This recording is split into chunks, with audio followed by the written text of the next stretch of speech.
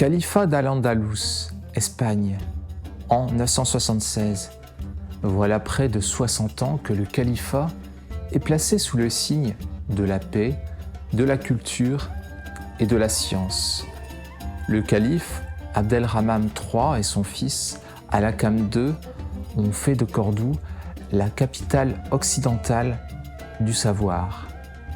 Mais Al-Hakam II meurt jeune et son fils n'a que 10 ans. L'un de ses vizirs, Amir, saisit l'occasion qui lui est donnée de prendre le pouvoir. Il n'a aucune légitimité, mais il a des alliés. Parmi eux, les religieux radicaux, humiliés par le règne de 2 califes épris de culture grecque, indienne ou perse, de philosophie et de mathématiques.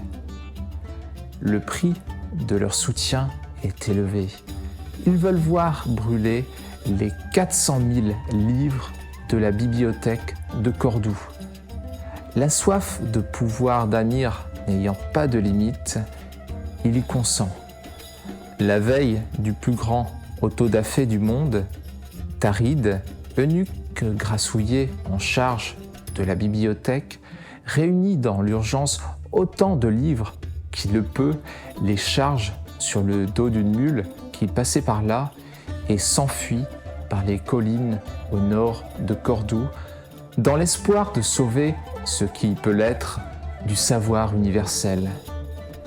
Rejoint par Lubna, une jeune copiste noire, et par Marwan, son ancien apprenti devenu voleur, il entreprend la plus folle des aventures, traverser presque toute l'Espagne avec une bibliomule surchargée, poursuivie par des mercenaires berbères. Cette fable historique, savoureuse, écrite par Wilfrid de Lupano et servie par le très joyeux de Léonard Cheminot, fait écho au conflit, toujours d'actualité, entre la soif de pouvoir et la liberté qu'incarne le savoir.